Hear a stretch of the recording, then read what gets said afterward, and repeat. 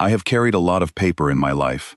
Survey maps, chain measurements, field notes, official correspondence with the Territorial Land Office seal pressed into the wax, 43 of them over 11 years, one for every claim I assessed and reported on.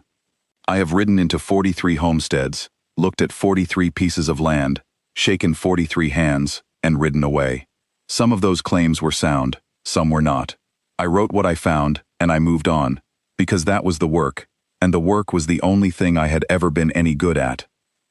I want to tell you that I rode into Creston Flats knowing something was different, that I felt it in the air, or saw something in the light off the hills that told me this assessment would not end like the others. But that would be a lie, and I have had enough of writing things that are not quite true. I rode into Creston Flats on a gray October morning, with my saddlebags and my transit case, and my official mandate from the territory of Caldwell, and I expected to be gone in 3 days. I was not gone in 3 days. The Aldrin sheep station sat at the far end of Creston Flats, where the short grass ran up against a line of low stone hills and a creek called Bander Creek threaded through the valley floor. It was a sound piece of land. I could see that before I crossed the creek.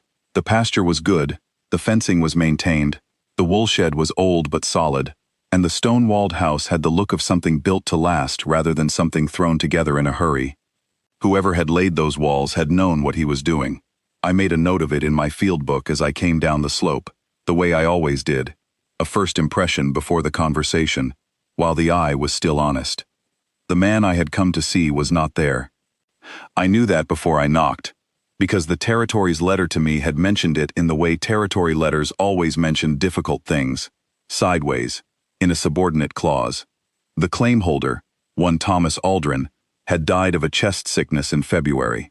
The station was now held by the widow. The bank in Alderton held a note on the property, and the note was coming due.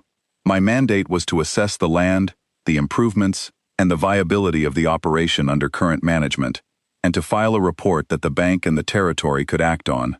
I was, in short, riding in to determine whether a widow with 3 children could keep her land or would lose it.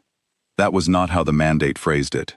The mandate said something about asset valuation and operational continuity, but I had read enough of those documents to know what they meant.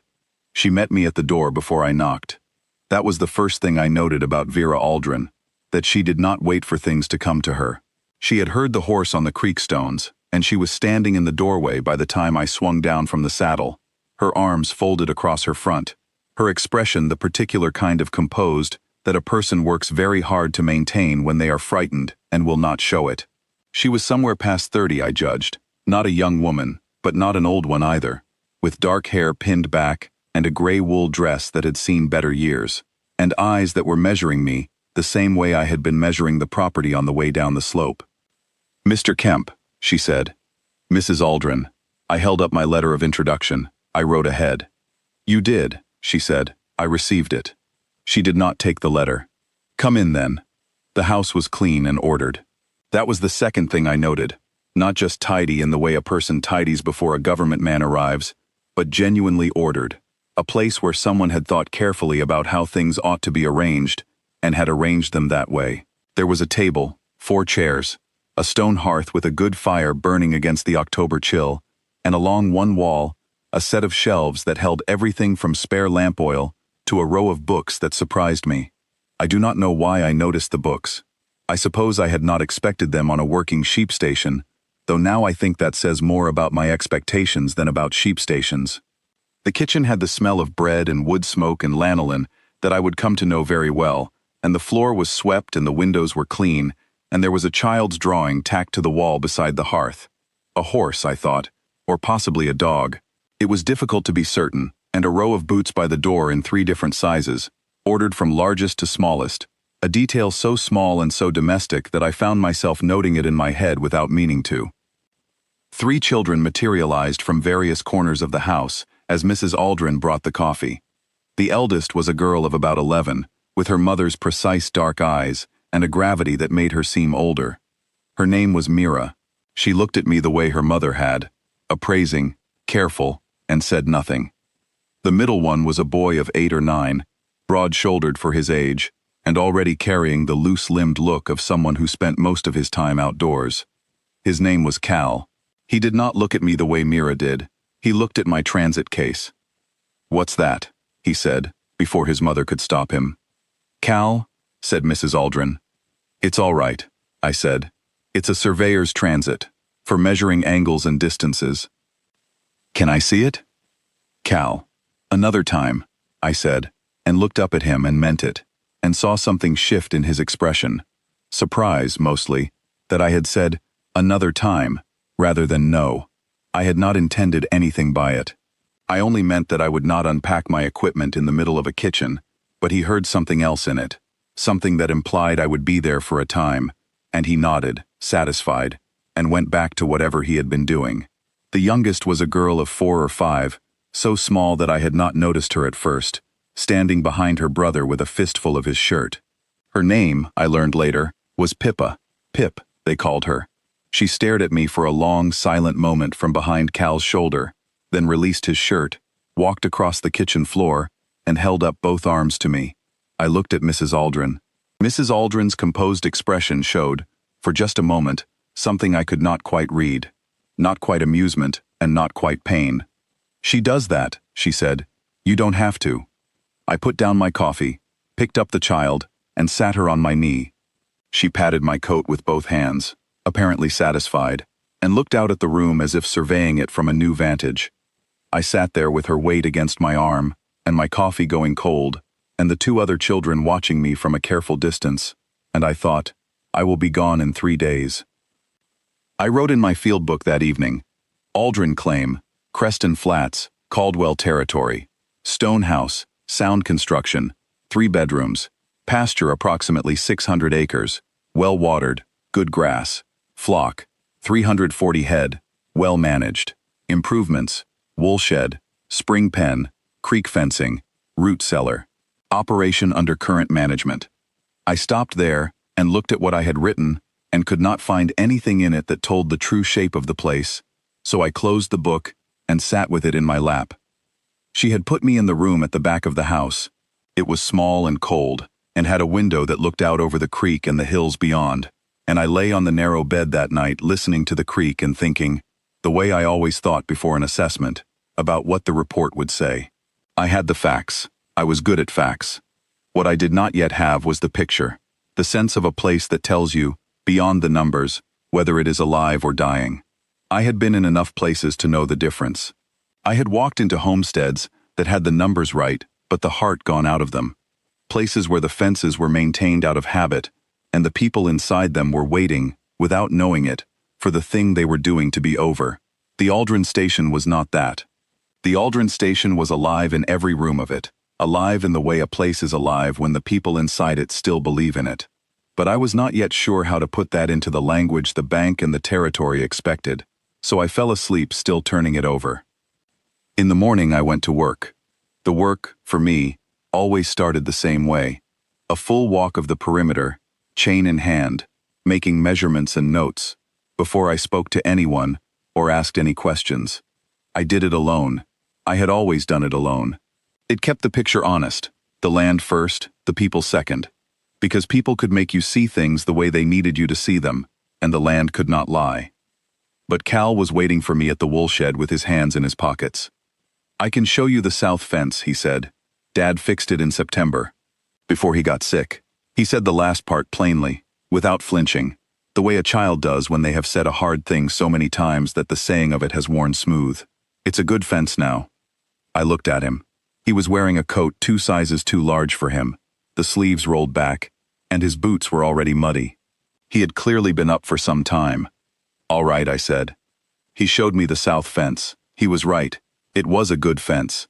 The posts set deep and the wire strung tight. The work of a man who had done it carefully and known it might be the last fence he ever fixed. I noted it in my book and said nothing, and Cal walked beside me and was quiet in a way that 8-year-old boys are not usually quiet, attentive to the measurements I made, watching how I handled the chain. "What does the number mean?" he asked, when I marked a corner post. "It tells me the distance from this corner to the last one." "And then what?" "Then I add them up and I know the size of the pasture." He thought about that. "Do you have to know the size? Can't you just see it?" "I can see a lot of it," I said. But what I can see, and what I can measure, are different things. The measurement goes in the report. What does the report say? I looked down at him. He was watching me with his father's eyes, I guessed, dark and direct, and not quite willing to let a thing alone until it was settled. It says whether the station is a sound operation. And is it? I looked out across the south pasture at the flock moving through the morning light, white against the dry grass, the hills behind them still in shadow. Ask me again in 2 days, I said. He did not ask again in the way he had asked it, but he walked the north fence with me that afternoon, and the creek line the following morning, and somewhere along the north fence I stopped explaining things and started just working, with him beside me, because he was quiet when quiet was needed, and he noticed things. A soft post I would have marked anyway, a gap in the creek fencing that wanted tending, and he showed them to me without being asked, the way someone does when they have been paying careful attention to a place for a long time, and they want you to know it matters. That first afternoon on the north fence, he told me about the creek, which flooded in spring, and could take a section of fencing with it if you did not set the posts deep. He told me about the northwest corner of the east paddock, where the ground looked solid but was softer than it appeared, and where you could lose a post in a wet year. He told me about the old wool shed, which was sound but needed new battens on the north face before winter, and about the breeding rams, which his father had selected from a neighbor's flock 2 years ago, and which had improved the clip weight noticeably. He told me all of this in the same even, factual way he told me everything, without drama, and without any apparent awareness that what he was doing was making a case. He was not making a case. He was just telling me what he knew about the place he lived, the way you tell someone about a place you love, when you have finally found someone who will listen to the details. I listened to the details. Mira appeared at meals and nowhere else.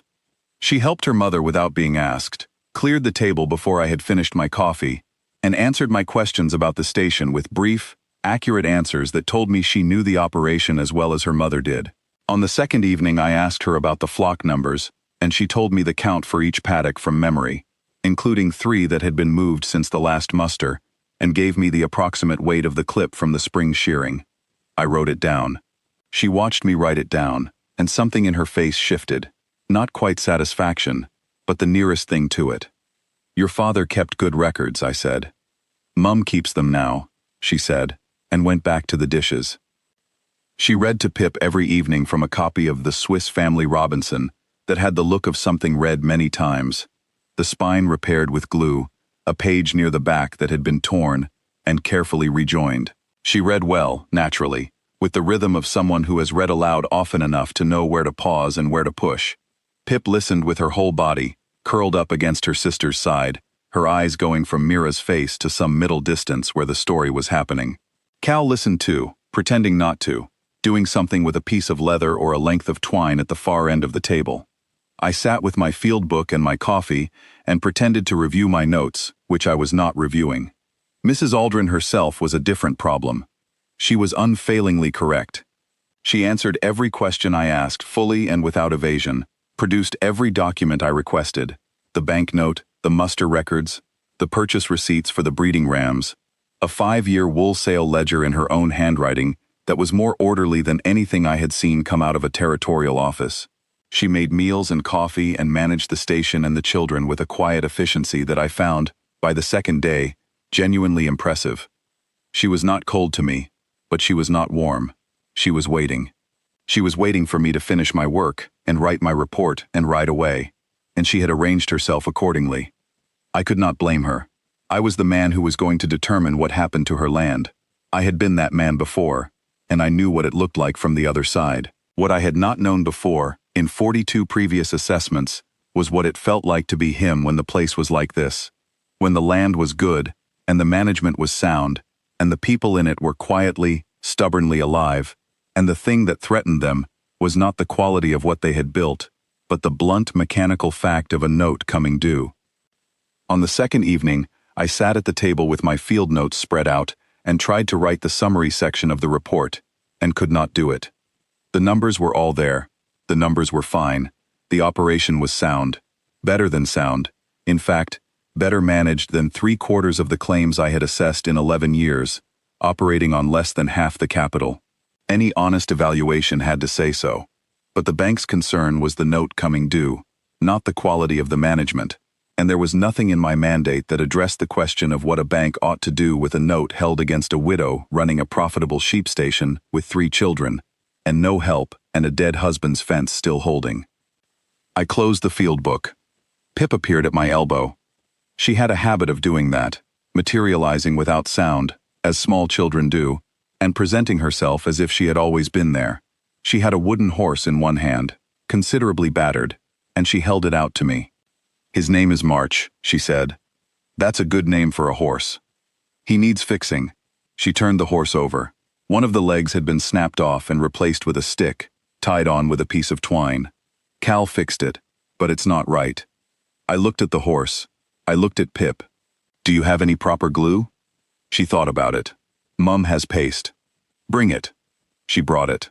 I spent 20 minutes at the kitchen table with a penknife and a pot of flour paste and a length of wooden dowel I found in the kindling box. And I made March a new leg, properly fitted and set.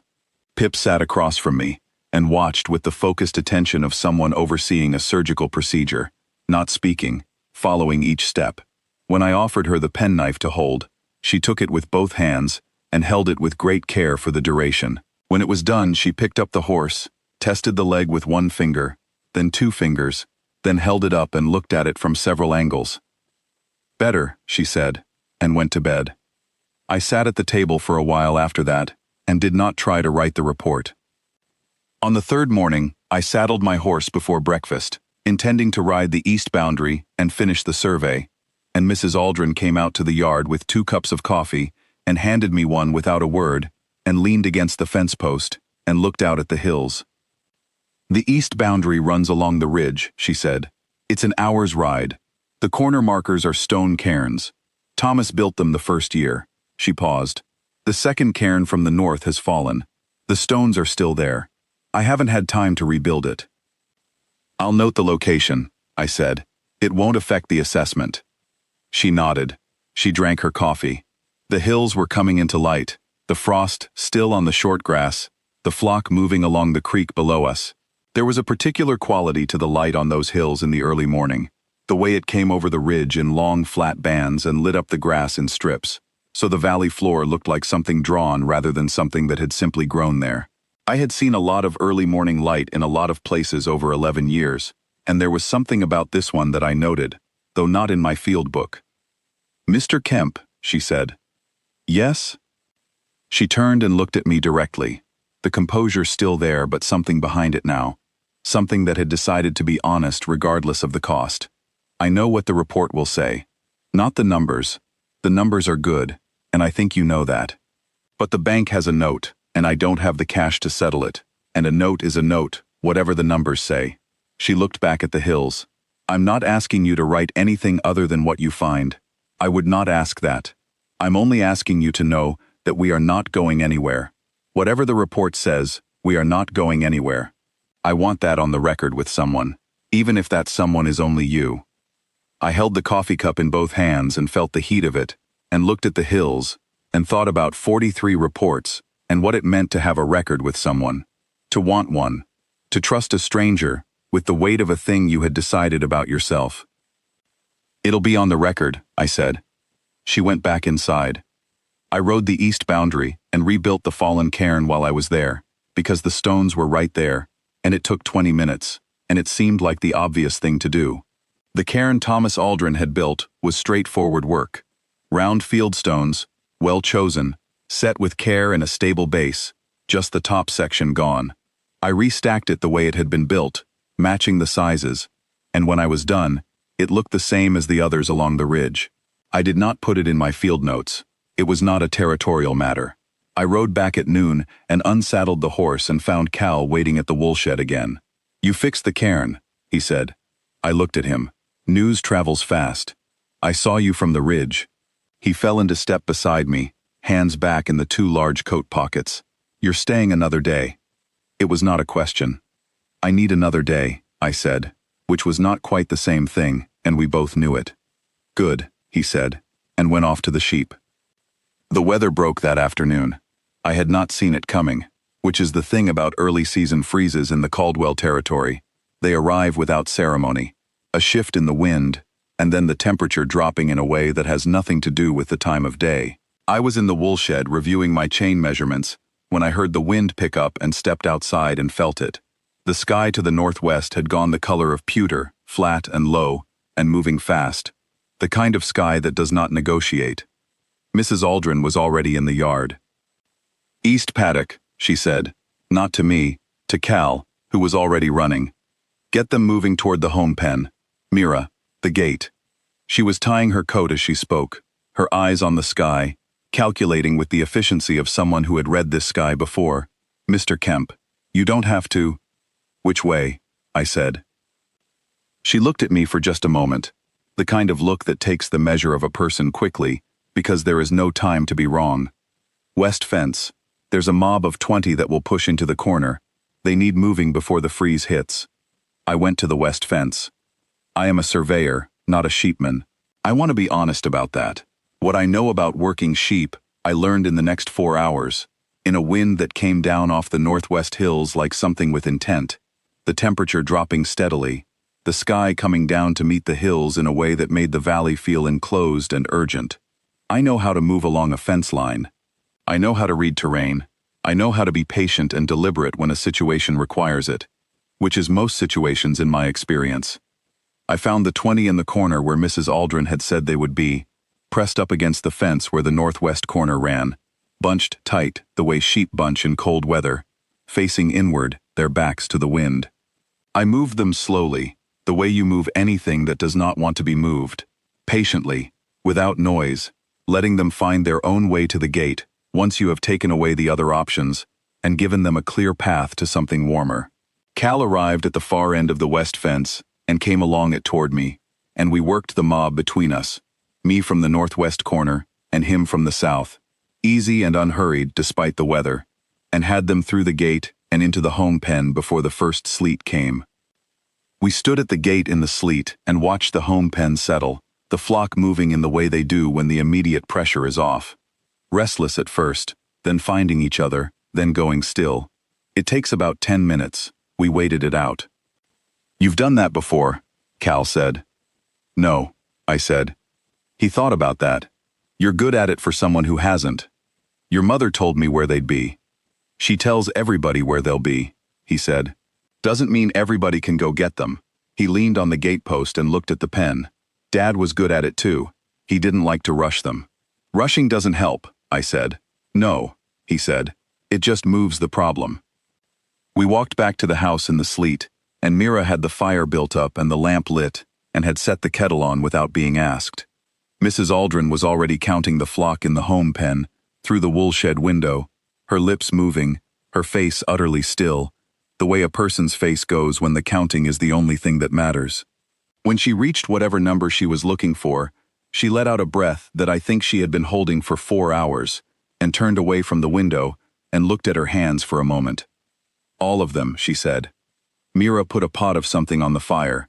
Pip appeared from somewhere and sat on my boot, which I had apparently become a permissible piece of furniture, and I looked around the kitchen at these 4 people, at the lamp casting its yellow circle on the table, at Mira's serious face bent over the pot, at Cal pulling off his wet coat, at Pip arranging herself comfortably on my boot, as if this were the most natural thing in the world, and understood, in the way you understand a thing before you have words for it, that this was the picture I had not been able to find in my field notes, not the fence, or the flock, or the ledger, this. The freeze lasted 2 days.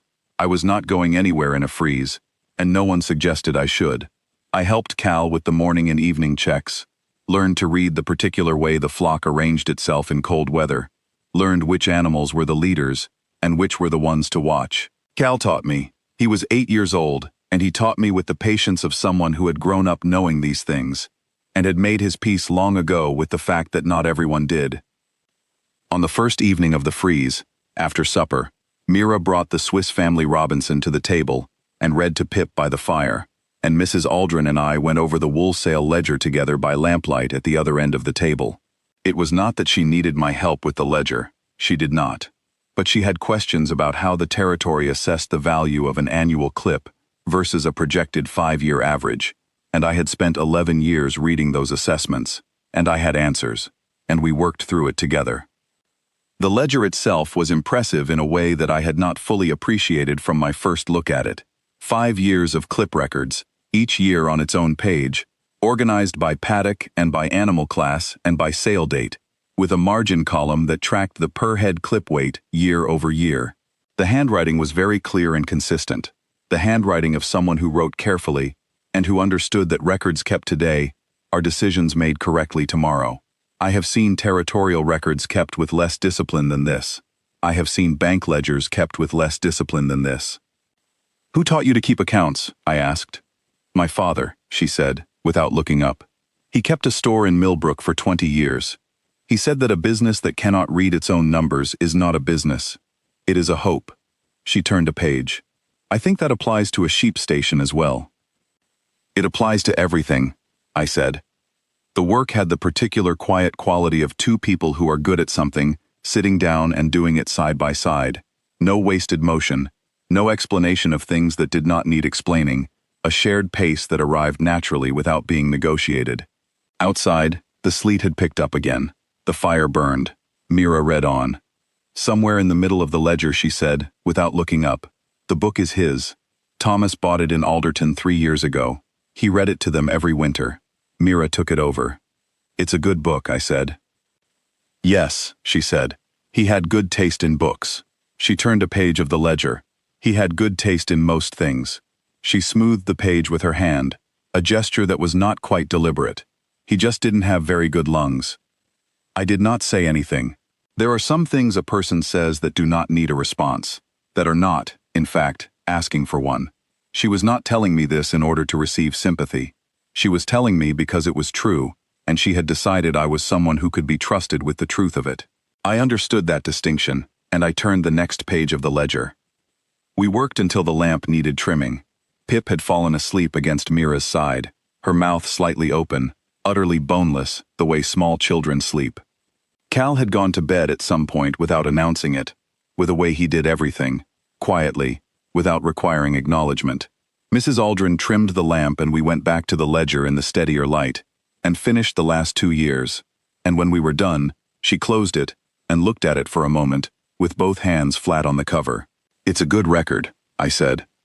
"Yes," she said, "it is." She said it without false modesty, and without pride, simply as a fact about something she had worked to make true. I wrote in my field book that second evening, "Freeze event, day 1. All stock secured. No losses.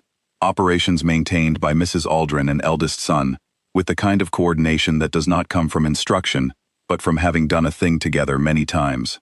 Pasture access limited. Home pen holding at capacity." I stopped and looked at what I had written, and thought about the last sentence. From having done a thing together many times, and the fact that together, in this case, now included me, which had not been in my mandate. On the second evening of the freeze, after supper, I came back to the table to find my transit case open on it. Cal was there, not touching anything, just looking. He had lifted the lid and was examining the contents with the same focused attention Pip had given to March's surgery. Methodical, working from the outside in, trying to understand the logic of the arrangement before he touched anything. "It's a theodolite," I said, and sat down across from him. "What does it do?" "Measures horizontal and vertical angles. Combined with the chain measurements, it lets me calculate the position and elevation of any point on the survey." He looked at the eyepiece. "Can I look through it?" I set it up on the table, aimed at a knot in the far wall. He looked through the eyepiece and was quiet for a long time, the specific quiet of someone who has found something that works the way they hoped it would work. "There are lines," he said. "Crosshairs. They help you center the target. The knot is in the middle." "That's right."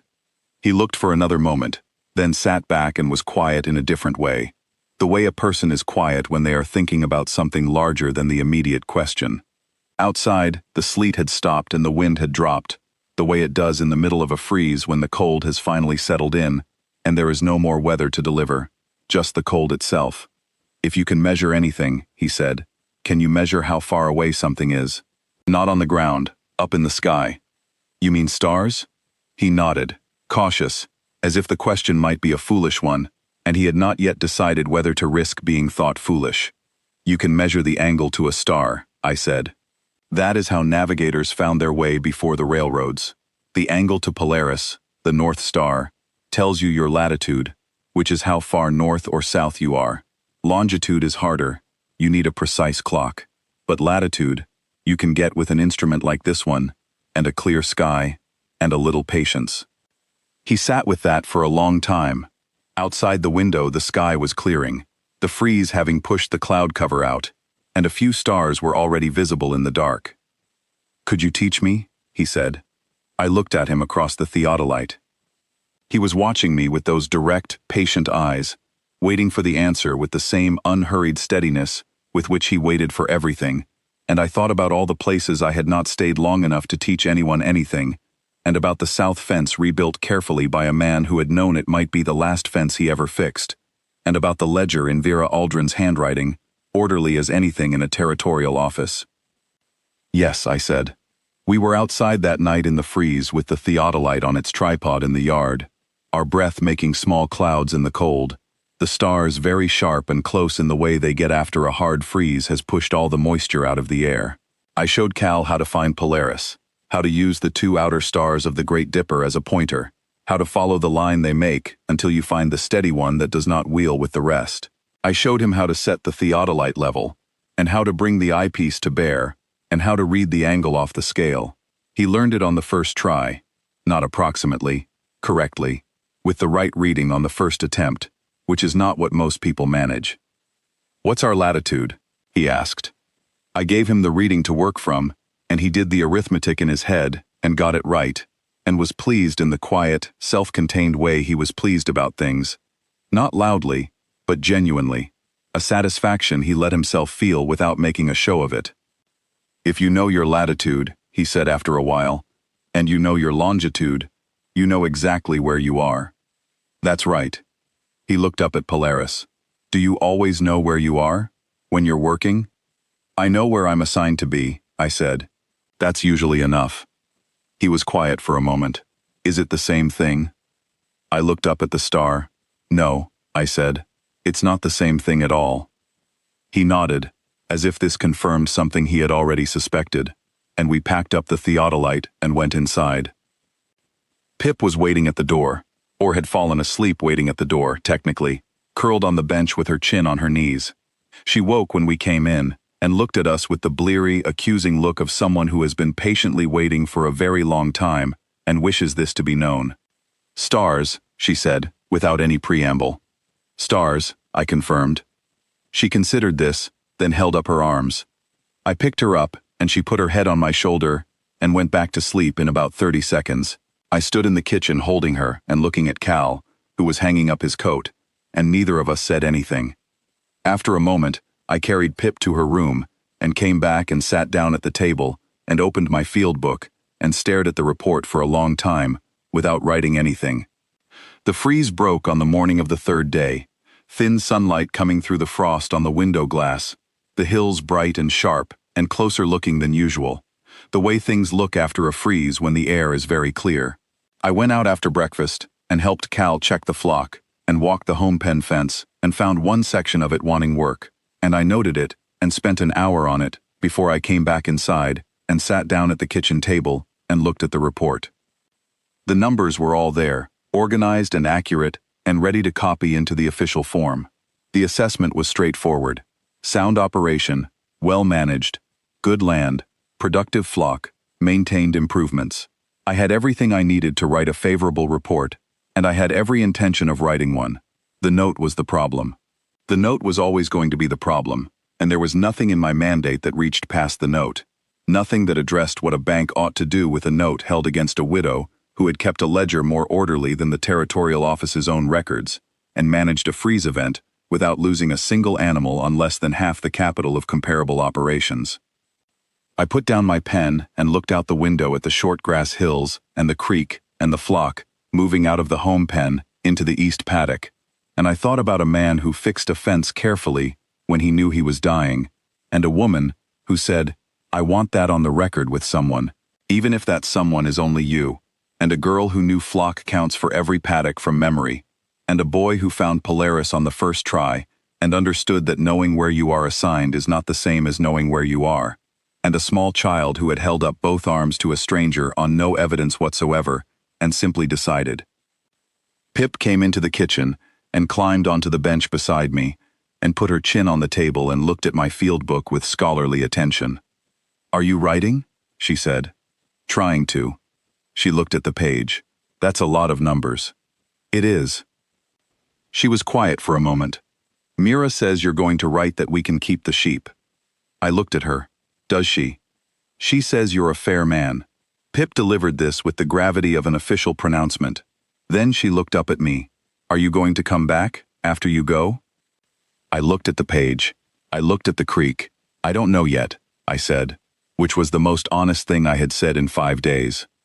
She nodded, as if "I don't know yet" were a perfectly satisfactory answer from a man who did not do anything until he had measured it from all directions, and she slid off the bench and went away. Cal found me at the east fence that afternoon, walking the line without my chain, just walking. The fence was fine. I was not checking the fence. "You haven't packed your case," he said.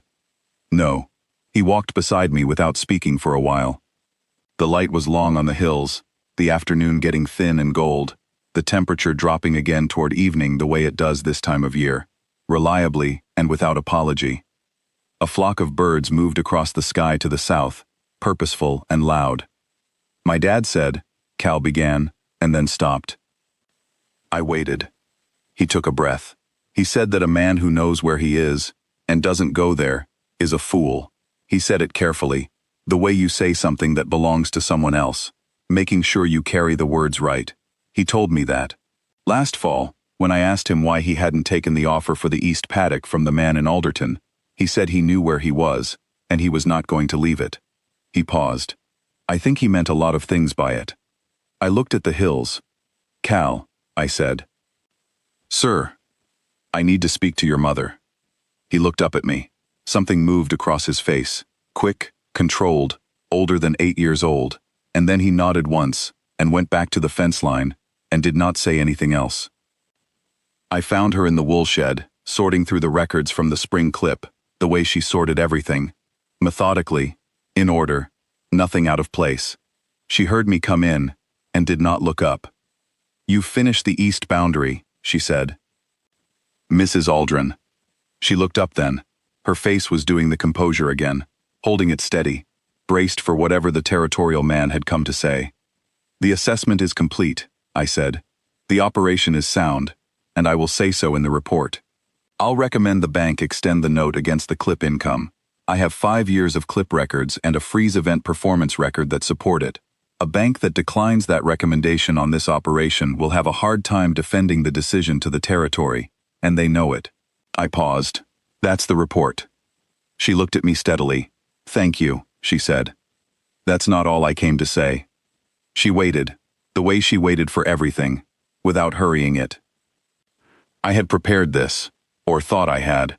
I had spent the afternoon on the east fence preparing it, and what I had prepared, it turned out, was not adequate for the actual moment, which is usually how it goes with the things that matter. I stood in the woolshed doorway and said, without any of the prepared words, "I came here with a government pen and a mandate, and 43 previous assessments, and I thought I knew exactly what this was going to be. I was wrong. I have been wrong before about assessments. I have not been wrong about something this important before."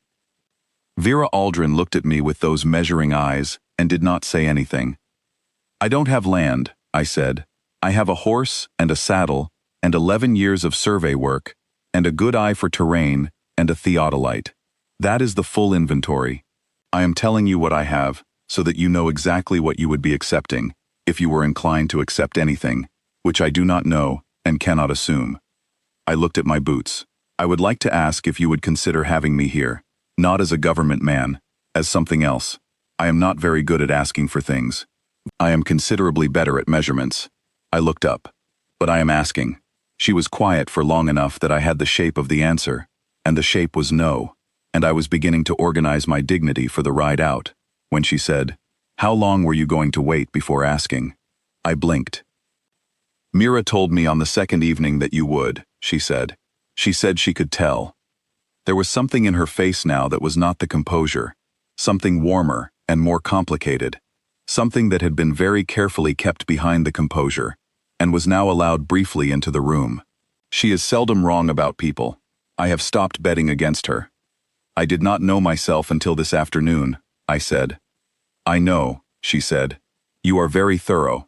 You do not do anything until you have measured it from every direction. She paused, and something in the pause was almost gentle. That is not a criticism.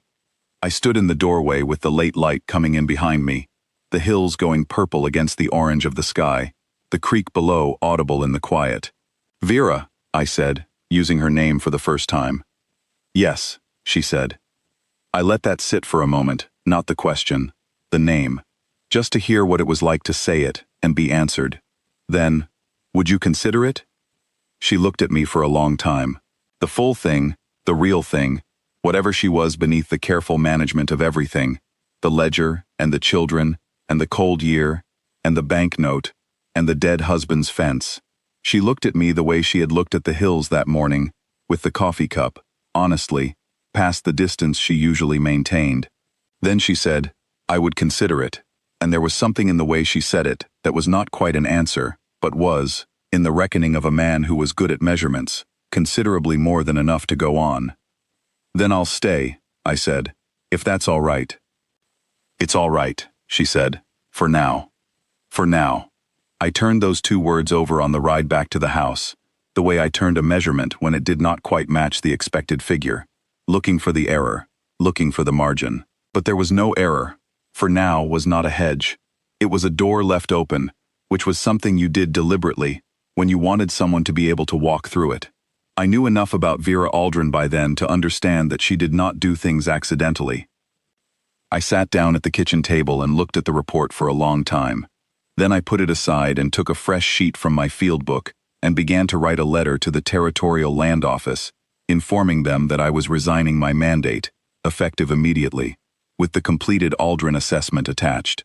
I wrote the assessment honestly, as I always had, and it said what it had always been going to say. Sound operation, excellent management, recommend extension of the banknote against 5 years of documented clip income, and I signed it, and folded it, and set it on the table. Then I sat at the table and did nothing, which was not something I was accustomed to, and which I found, experimentally, was not unpleasant. Pip came from the direction of the back rooms, carrying March. His leg is holding, she announced. Good, I said. She climbed onto the bench beside me and looked at the letter. Is that the report? Part of it. The part that says we keep the sheep? Yes. She considered this. And the other part? The other part says I'm staying. She received this information with the nod of someone for whom it confirms, rather than surprises, the natural conclusion to a set of measurements that had all been pointing in the same direction from the beginning. She patted March's restored leg, checking the joint. Then she leaned against my arm and did not say anything else. Cal came in from the yard a little later, muddy and cold-aired and smelling of outdoors, and stopped in the doorway when he saw me still at the table with the letter in front of me, and his sister asleep against my arm. He looked at me, he looked at Pip, he looked at the letter. The case is still unpacked, he said. Yes, I said. He stood in the doorway for another moment, and I could see him deciding something, a private calculation, arriving at an answer. Then he took off his muddy boots and set them by the door, carefully, the heels together, the way all the boots were kept, and went to wash up without another word, and I could see from the set of his shoulders that he was satisfied. Mira came to supper and looked at me across the table with her dark, precise eyes and said nothing. She helped her mother with the meal, and said nothing, and sat down, and said nothing, and then, just before Grace, she said to no one in particular, "The east paddock gate needs a new drop pin. The current one won't last the winter.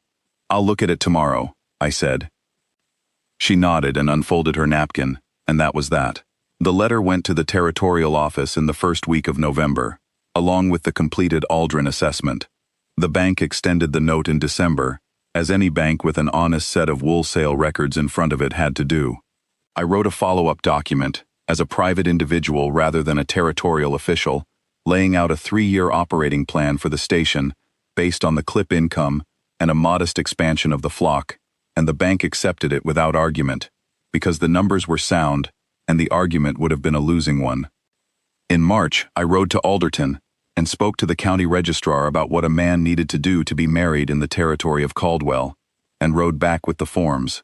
Vera read them over at the kitchen table with the same careful attention she gave to the wool sale ledger, and then looked up and said, "You've taken the wrong form. This one is for a deceased's estate transfer." I looked at the form. She was right. "I'll ride back," I said. "You don't have to," she said. "I know the registrar. I'll write to him." She set the wrong form aside. "It'll be faster." It was faster. We were married in May, at the station, with the county registrar and 2 neighbors from across the flats as witnesses, and Mira stood very straight and serious through the whole of it, and Cal shook my hand afterward with a grip that was already, at 9 years old, considerably firmer than most grown men's, and Pip sat on my boot during the ceremony and had to be gently repositioned for the exchange of vows, which she accepted philosophically.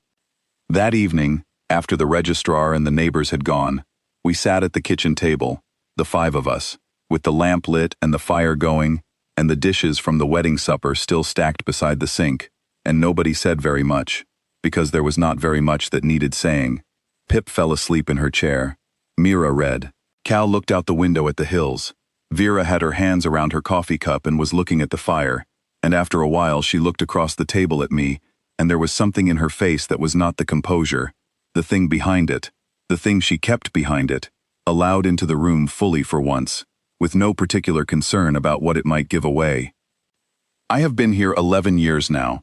The flock is 460 head, up from 340. The east paddock gate has had 3 drop pins since that first one. Cal installs them himself, and they last longer than mine ever did, because he is precise about everything, the way his mother is, the way his father apparently was. Mira has been teaching school in Alderton since she was 18, riding out on Fridays and back on Mondays, and she writes home with a regularity and an orderliness that makes Vera laugh and make no comment whatsoever. Pip is 15, and considerably taller than I expected, and still carries March in her coat pocket, his leg intact. I have a theodolite on a shelf in the study, cleaned and cased. Cal asked me last spring if he could borrow it, and I said yes, and he spent 3 weeks measuring every boundary on the station from scratch, and produced a survey map more accurate than the one I made in my official capacity 11 years ago, which I told him, and he was pleased about it in his quiet, self-contained way. I have not filed a report since November of that first year. I have, however, kept a field book, because old habits do not break so much as they change what they are about. It is not the kind of field book the territorial office would recognize. It does not contain chain measurements or official valuations, or recommendations regarding the extension of banknotes. It contains other things. Cal at the theodolite in the yard, Polaris sharp above him in the winter dark, Mira at the table, the old book in her lap, reading the words her father used to read in exactly the cadence he used to read them. Vera at the woolshed window in the evening light, counting the flock, her lips moving, arriving at the number she needed. Pip on my boot, telling me March's leg was holding. A man who knows where he is and doesn't go there is a fool. Thomas Aldrin said that. He was right. He knew where he was, and he stayed there, and built something that held after him, fences and a ledger, and 3 children, and a woman who said for now, and meant the rest of her life, and a stone-walled house at the far end of Creston Flats, where the short grass runs up against the hills, and the creek called Bander Creek threads through the valley floor. I know where I am. I have measured it from all directions, and it is, by every honest reckoning I have, a sound operation. A very sound operation indeed,